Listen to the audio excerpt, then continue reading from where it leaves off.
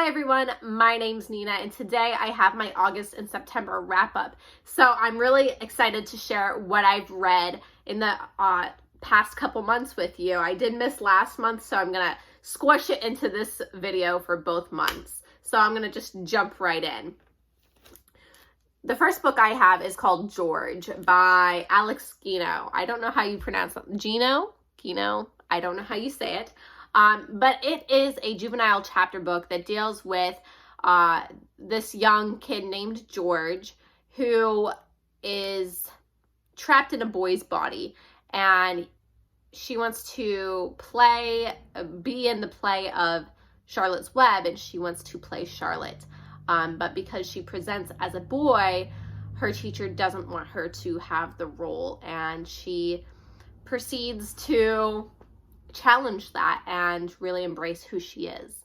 I thought this was a really great middle grade novel. I think for the age group that it is directed towards, it was a really great novel. Now, as a 23-year-old, this wasn't too in-depth for me. It wasn't some groundbreaking novel, but I do think it's a very important topic. And for this age group, it was well written. But obviously, this wasn't directed towards my age group. So to me, it wasn't this amazing piece of literature, but I did enjoy the story. I thought it's an important topic to cover, and I thought it was well covered. So I enjoyed this. I give this like a 4 out of 5 stars when I'm considering who it's directed towards. Moving on, I read The Bluest Eye by Toni Morrison. So in the month of September, the last week of September into October is Banned Books Week, which is a celebration that my library participates in. So it celebrates the right to read and not censor what we read. Every year, different parents and community members and school boards and governments try to ban and challenge certain books from being represented in different libraries and schools. And librarians don't believe in censorship, and so we celebrate banned books. And so me and my coworker and best friend decided to buddy read a bunch of banned books. George was one of them. George is like the most challenged book this year. So we decided to read that one. Bluest Eye is another banned book that we decided to read together. So this is a very difficult book. It tackles a lot of different topics. It deals with racism. It deals with sexual abuse. So if you're sensitive to those topics, this might not be the book for you. It is a very short read, so it is a quick read.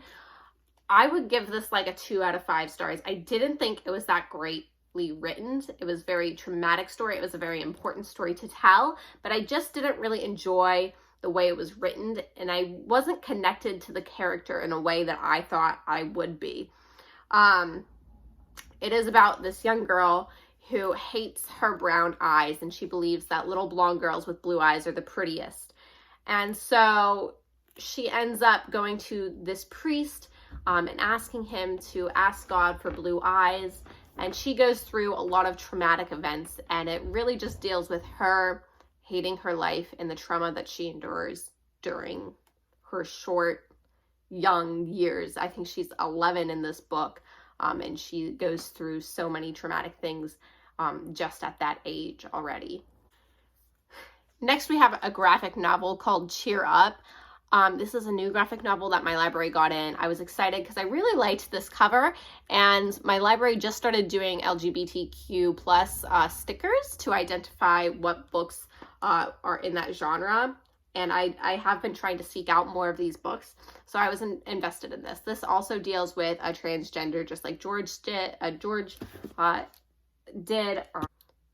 It's about 2 friends who, one is a transgender and they are the captain of the cheerleading team, but they feel like that's really the only thing that their fellow cheermates focus on, and treat her more like a trophy, like, look, I'm a good person, instead of treating her like a person. And it deals with this other friend who is a little rough around the edges, but is really good at heart, and bringing them together and falling in love and accepting one another. I thought it was decent. I liked the artwork. I really liked this cover. I thought it's a good story. I would say 3 stars. Moving on, I don't have a rating for this, and I'm very angry about this. So I started reading this book, and I read 120 pages in one night. And I went to go put it on my Goodreads the next day to say that I've started reading it. And I realized that I have already read this book 4 years ago. I won it in a giveaway, on a Goodreads giveaway. And I've already read this. And it still doesn't even ring a bell to me. So I've stopped reading it because apparently I've already read it and it wasn't good enough to stick in my mind. At the time, I gave it a 3 stars. I wrote a whole review and everything, and I don't even remember this at all. But I thought it would be a mention that I did and start this book, and I don't intend on finishing it a second time.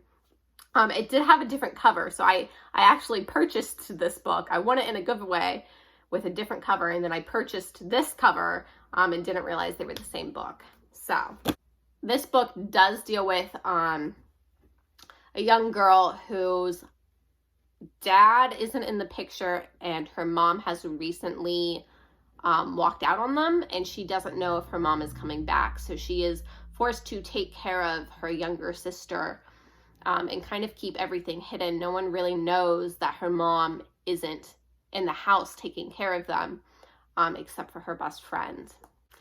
Moving on, we have Raven Girl. This is kind of like a fairy tale. It was a very interesting story, very weird.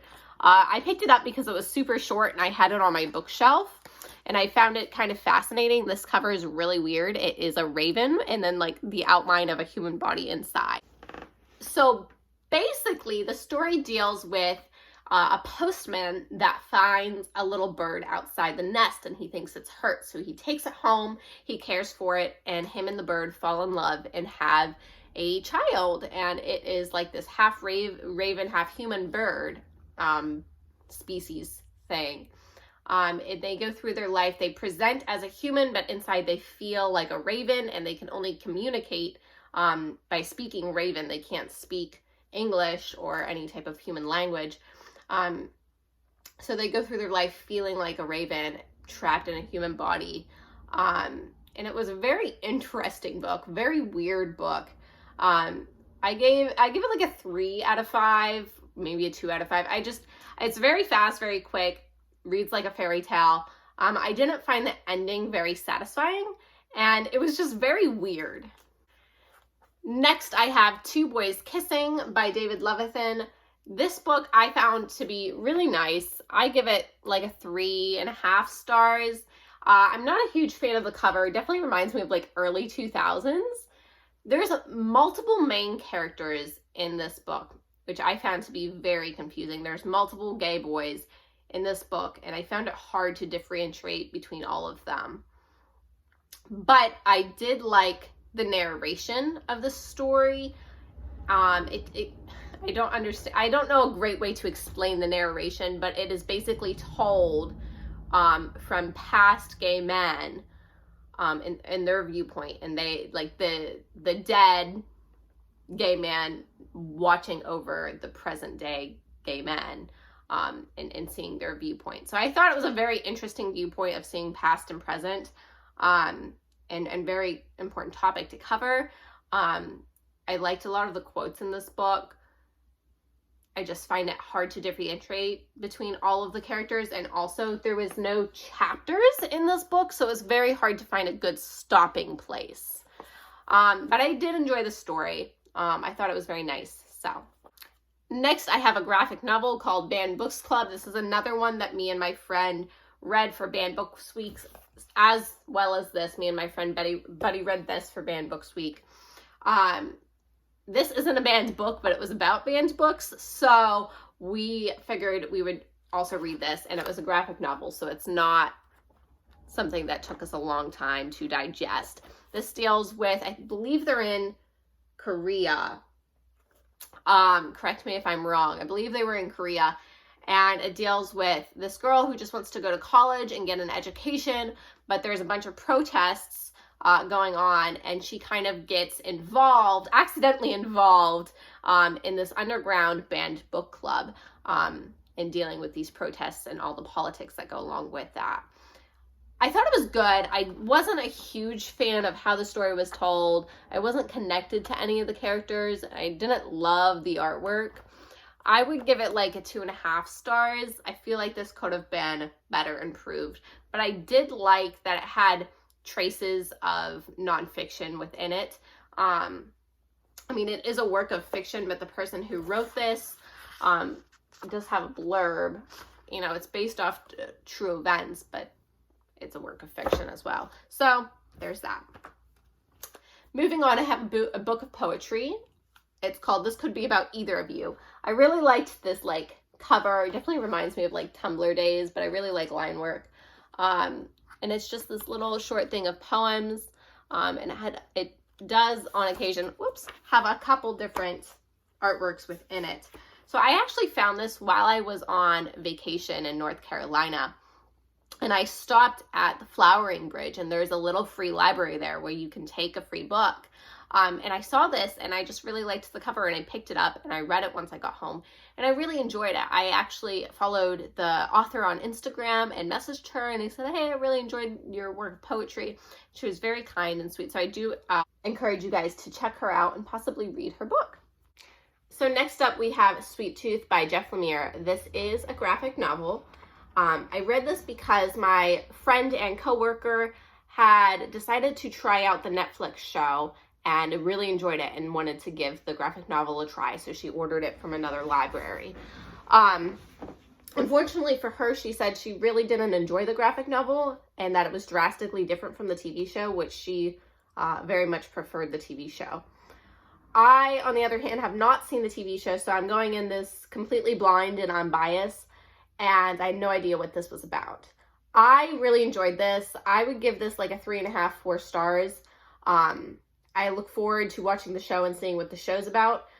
I don't think I'm going to continue with the volumes. It wasn't something mind-blowing that I have to know what happens. I think I'd prefer just to watch the TV show, even if it is drastically different. This is about a young boy who is, I guess, kind of like a mutant. He has like deer antlers and is shaped like a deer. And he's been kind of hidden away from society. His father has taught him to stay in the woods. Everything beyond this point is bad and evil, and you have to stay safe. So he has never left the woods, but his father dies of this sickness that has taken over the whole world, pretty much. This plague that's killed lots of people and has created these young children that are mutant-type animals. And he ends up leaving the house that he grew up in and the place that he was told to never leave from after his father dies, and finds some trouble ahead. So that's all I have to say about this. I also read Those Who Pray by Jennifer Moffett. I picked this up because look at that cover. I loved the colors. I love the font. I love this picture. This is set, I think, in the 90s, if I'm correct. And it deals with this young girl who feels alone at college and has no friends, and she's finally been accepted by this group of friends that are very religious, and take her into the depths of their religion, pretty much, and she finds out that she's actually part of a cult and her experience with that. I was really looking forward to this cult book, but like a good chunk of it was just her joining the cult, which is fine and whatnot, but it wasn't very exciting for me. I was really expecting more thrilling stuff to happen. It really only had that like mystery thrill aspect towards like the last third of the book for me, and it wasn't thrilling enough. I felt like it could have been done much better. This cover really sold me, and I was really disappointed when it wasn't just this fast-paced, thrilling murder thing. I liked the little excerpts of interviews within the book. So they have like these little excerpts where they interview and talk about what happened, this big like murder thing that's like, I don't know how to explain this. I liked that part. I would give this like a 2.5, 3 stars. It wasn't something that I would recommend. It's not something that I really enjoyed.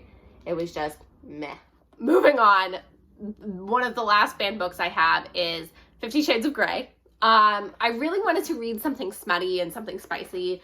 I've never really read a lot of spicy books, so I was looking for something, and I've never read this, and a lot of people have. It's been popular, you know, after the movies came out, so I was interested in learning about what the hype was, and, you know, is this trash? Am I gonna enjoy it? Can I make fun of it?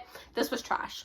I give it like a 2 stars. Some of the sex scenes were fun and spicy, and I enjoyed them. But the overall storyline was shitty. The characters were shitty. They both made me want to scream. The girl is just stupid, and the man is a literal abuser. And the ending was stupid. I really don't feel like I need to elaborate on any of this.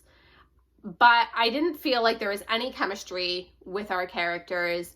I don't understand why either of them were drawn to one another. I feel like the only thing Christian has going for him is the fact that he's a billionaire. If this was about your next door crackhead Derek, this wouldn't be sexy and hot. This would just be plain abuse. So I didn't like it very much. I do own books 2 and 3. I got book 1 from my library. I do own 2 and 3. So I don't know if I'm going to continue because I do own them, but I just didn't think it was great. Also, she repeatedly, like every 2 pages, this woman bites her lip. How does she have any lip left? I don't know. I was annoyed, but that's that. The last book I have to share with you is The Handmaid's Tale. I don't have a physical copy here with me. Earlier in the year, I read The Handmaid's Tale graphic novel, and I really enjoyed that. So for Banned Books Week, me and my friend also buddy read The Handmaid's Tale, the actual novel. Now, I don't feel like reading the novel gave me any more insight than the graphic novel did. So if you like graphic novels, I would highly recommend the graphic novel. I thought the artwork was beautiful, and I felt like it was a lot easier to follow along. I don't feel like the graphic novel really left anything out that was very important to the story, so I feel like that might be a better version to go with. Overall, I give the novel 3.5 stars. I like it, and that's really all I have to say. So here's most of what I've read in the last 2 months. I'm missing 2 books here. I don't have Sweet Tooth with me or The Handmaid's Tale, but I hope you enjoyed it. Let me know what you've read recently, what you've thought about these books. Are you participating in Banned Books Week? And how has your reading been going? All right, have a great day. Bye.